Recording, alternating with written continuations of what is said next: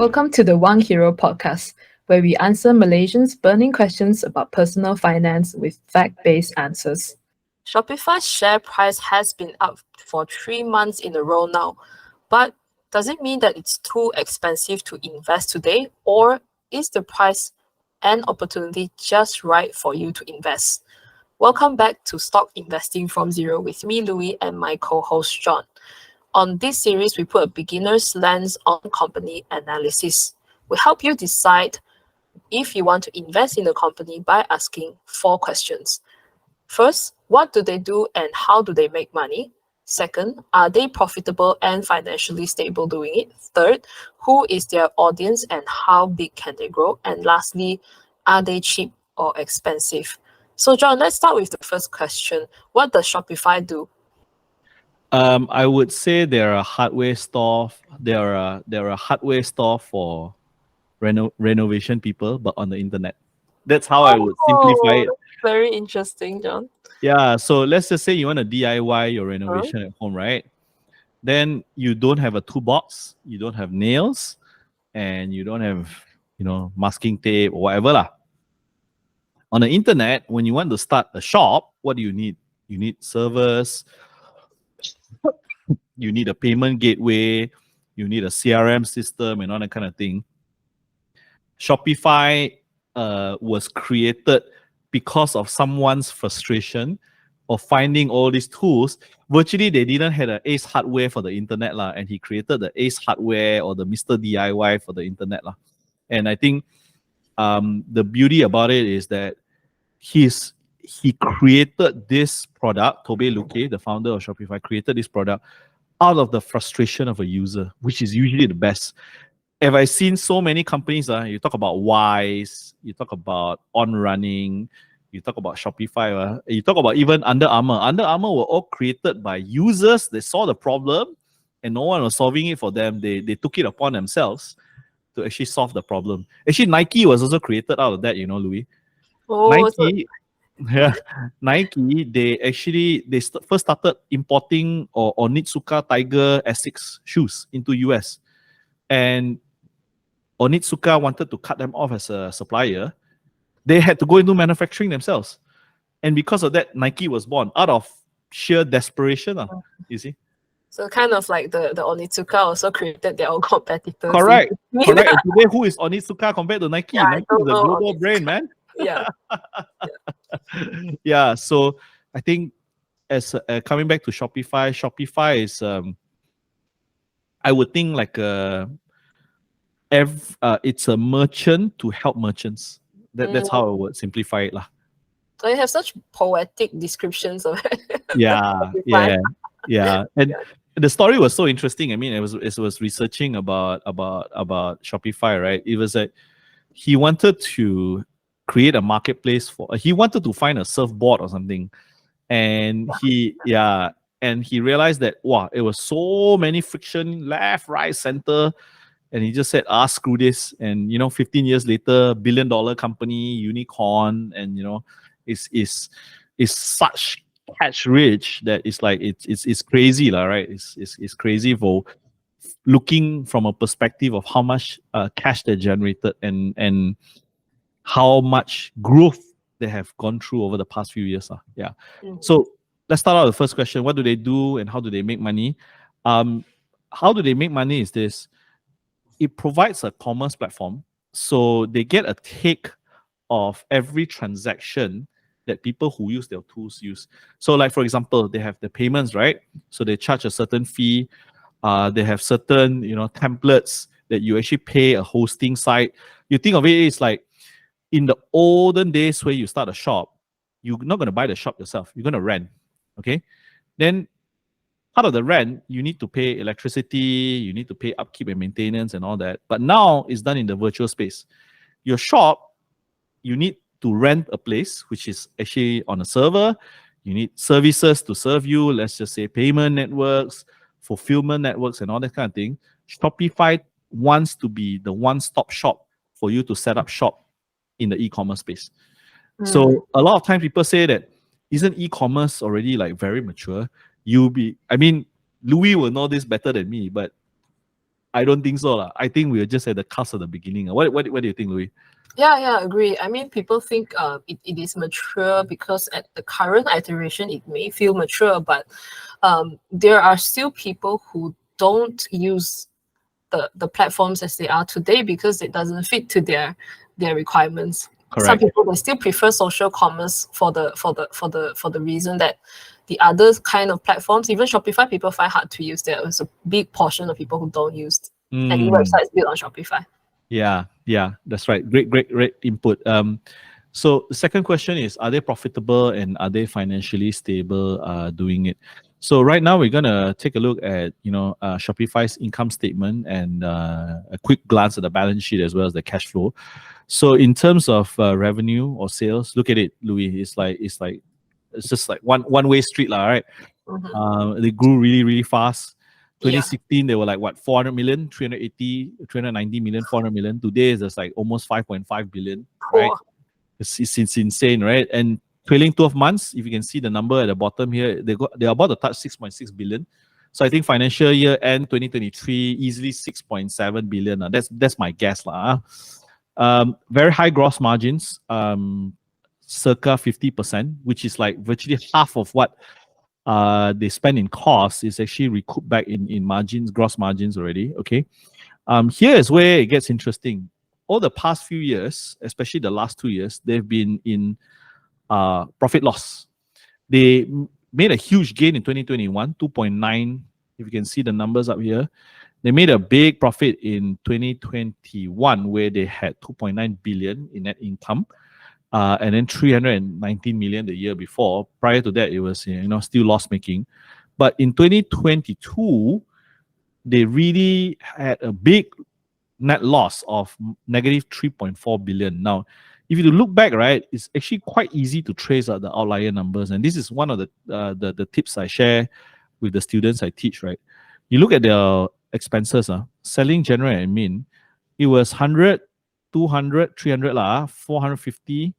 600 million, 800 million. So it was commensurating growth with sales.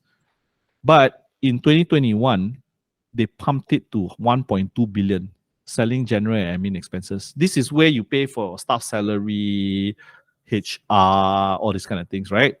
800 million over to 1.2. So there's like a 40% jump, right? But where it really got interesting was it was still profitable in 2021 when they raised that kind of cost, right? But in 2022, this is where it really got interesting for the R&D expense. You look at R&D, right? On average was 500, and then all of a sudden from 800, 2022 was 1.4. That's almost double, It's almost double. And because of that, they had a net loss. Now, we're not going to go too deep into the reasoning. Obviously, I read and I'll try to synthesize it here. But virtually, they're on an expansion plan to upgrade their fulfillment networks called Shopify Fulfillment Networks, SFN. Now, this is not going to be a deep dive session, but more importantly is this company is willing to bite the bullet to charge for the next phase of growth. Whether that will happen or not in terms of execution, whether it will be successful is still a question mark, but that's why they're willing to do this. Now, if I were looking at this and purely looking only on the income statement, you will sure be afraid. But I guess the confidence actually came from this. They have a cash and equivalent of about 4.9 billion today. Okay, we see this. I'm gonna take away all this.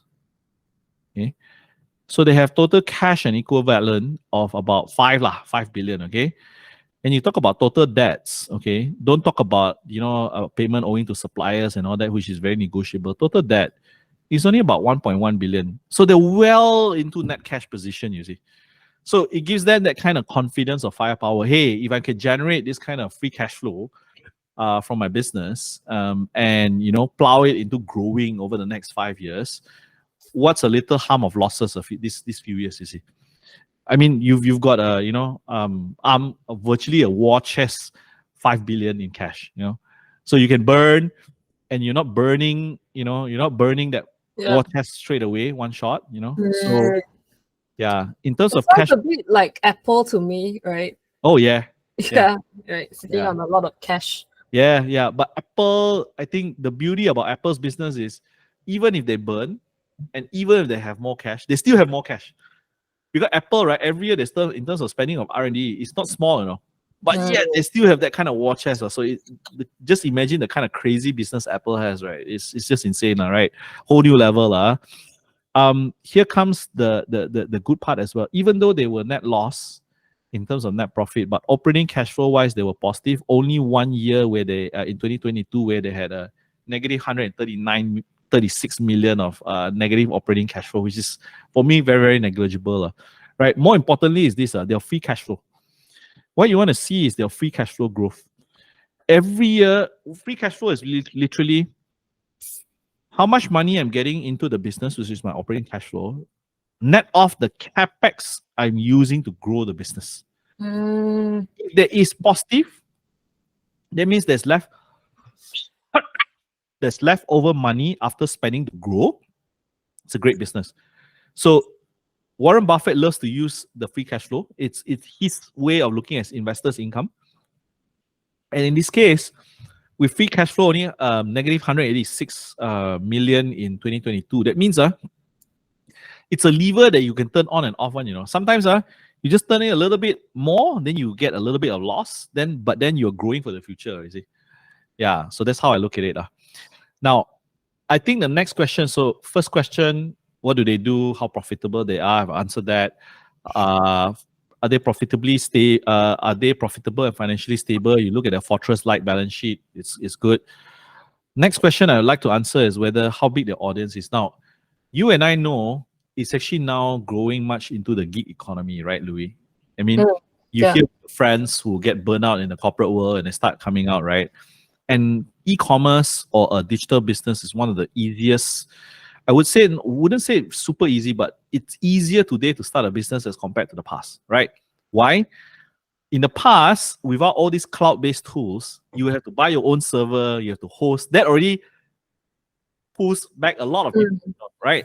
But today, you just go up to Amazon or you go up to Google, sign up for a cloud account, or you go to Shopify, sign up for a Shopify account. Everything is there. You don't need to have your own server. You don't need to have your IT team. And I think it's poised at the right place at the right time to capture this kind of growth.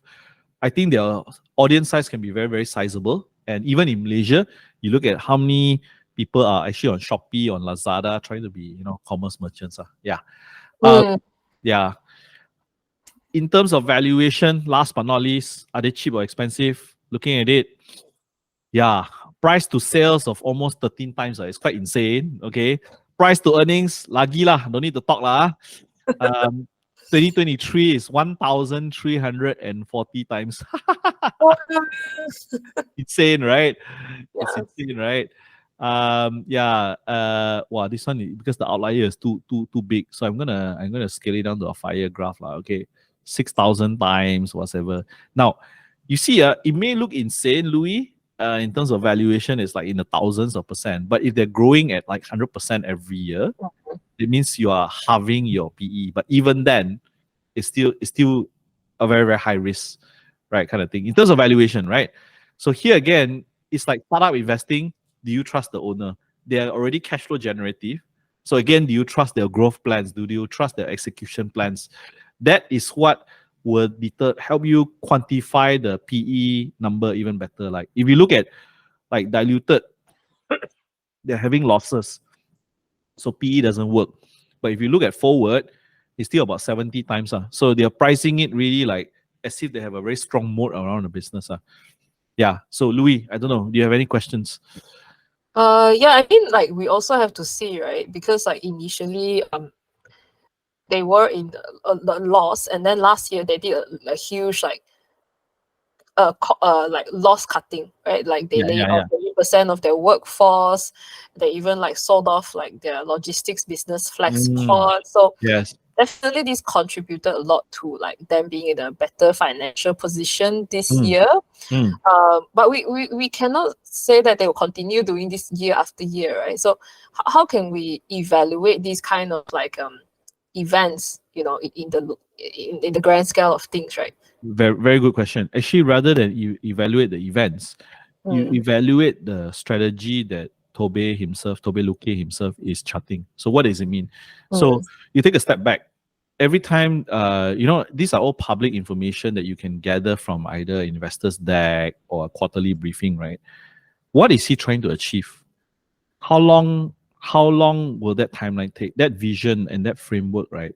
Is it communicated very clearly? And as you watch them deliver the quarterly results, are they deviating or are they on target? That means what we're trying to say is, rather than it being a surprising event, you have to read, why is he doing this? Is he executing as he promised? And if he isn't and he starts swaying after 2 or 3 times, then you know, right, execution risk is a very big problem. And that's where you have to adjust based on your risk profile and your risk understanding, whether you want to put a sizable allocation into it or not. Because for me, right now, Kobe himself may have the vision of where he wants Shopify to be. But are people within his team or his contractors running as fast as he can? Can they really execute and deliver? History has shown that so far so good lah.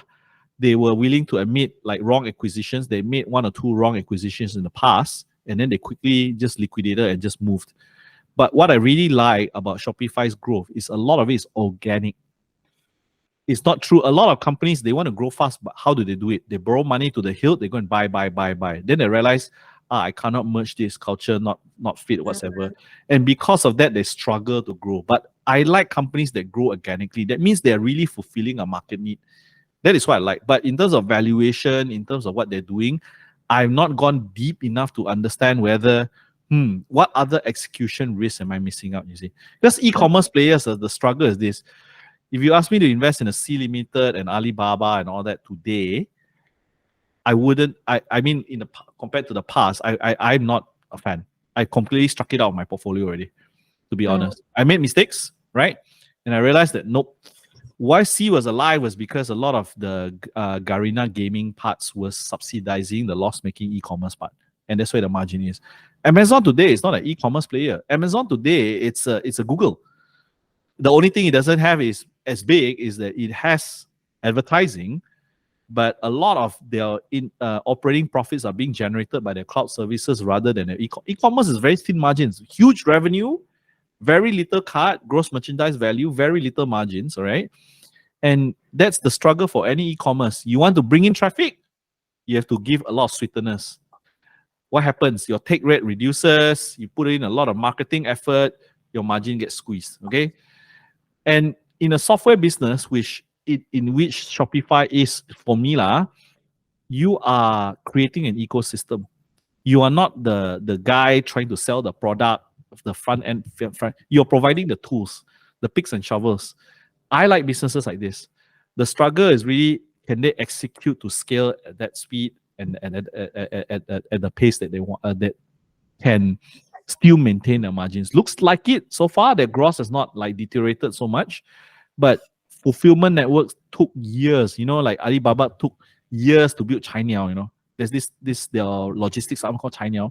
Took years to build because you're not dealing with code. You're dealing with people.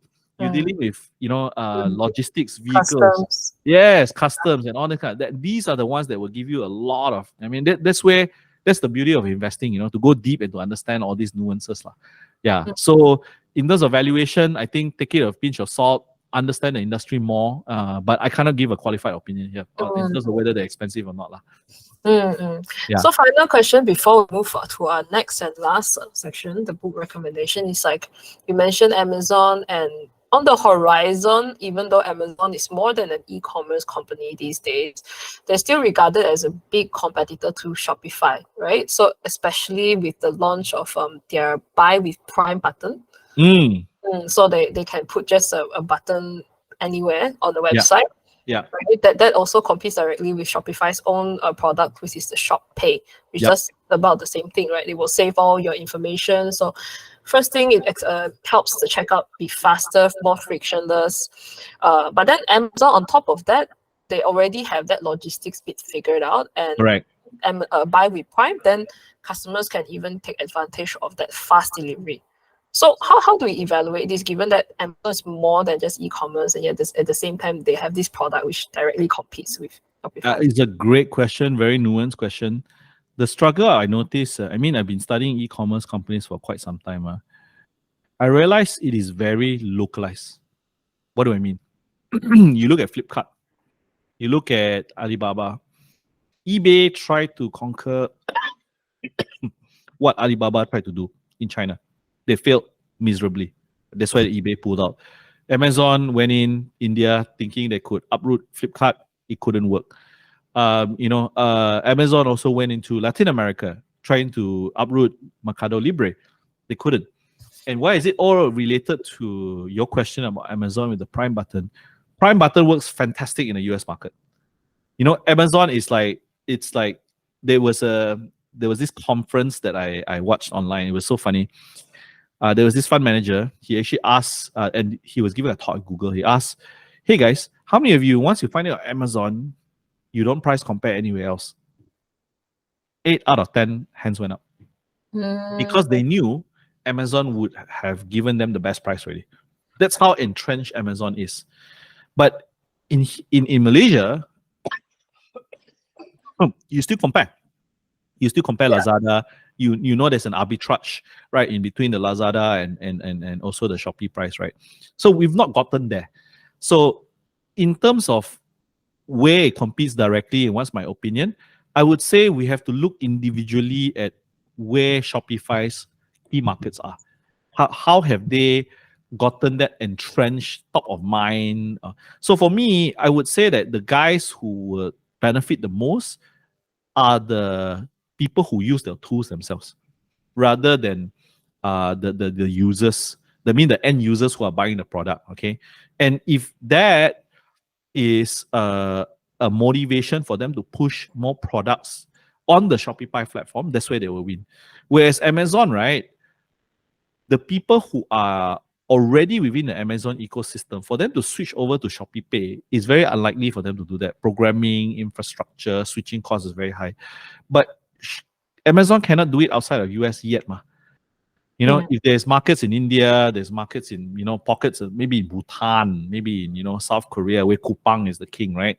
Again, I would say Shopify's real strength is really what will the merchants behave, rather than what will the consumers behave, because merchants will find ways and means to try to win over customers in their niche market space rather than anything else. That's what I would be looking for, rather than whether how do consumers behave in the US and whatever, because that one are entrenched already. All those buttons are all this. I mean, if I were a US citizen, Amazon Prime is a no-brainer for me. Seriously. I would definitely subscribe. Every time I'll go to US, I subscribe using one email to Amazon Prime. Okay. And by the time I land in my hotel, the product's there. Ooh. Yes. Cool. Yes. I fly. Let's say today I fly. It's 24 hours to fly. Okay. I order the product. By the time I land in a hotel, the product is there. So that's how insane Amazon is. I mean, yeah, but if you want to compare to Shopify, I would say look at where the niche market that Shopify will command, headspace. That's just very, very insightful. I think that's an angle I didn't really think about when I thought about this. I thought, wow, that must be kind of scary, but I guess it's more towards the US context rather than anything else. Yeah. Okay, so hopefully our audience out there, you have gained some insights on how to look at Shopify, and that'll help you in your first steps in identifying whether Shopify is an investment for you. So now let's move on to our final section, which is the investing book recommendation. So I'll ask John to recommend a book for beginner investors so you can, get started with some resources. Okay, so what's the investing book today, John? Okay, the investing book today, unfortunately, I don't think is good for beginning investors. I would say this is a good book for intermediate investors. So probably you have read. Later. Keep first. This is a book where you probably would have read. This is probably your third or fourth book investing. I would say that. That would be a better book. Okay. Now, this book is a classic. It was written in the 1950s, if I'm not mistaken, 1957 to be precise. And the author of this book is called Phillip Fisher. The title of the book is Common Stocks and Uncommon Profits. And why is that? I love the title because it's a play of words. Common stock is very common. But how do you look at the common stocks? They will give you uncommon profits. That was the nuance of the title, which I found is a very interesting wordplay lah. Okay, so I'll give a very quick synopsis of the book. Don't want to spoil the story. So Philip Fisher was one of the first investors that talk about quality of companies. I repeat, when Graham actually wrote this book, Securities Analysis and the Intelligent Investor, a lot of it was talking about quantitatively, how would you value a net company. But Philip Fisher was one of the first few during those days of the 1950s, right?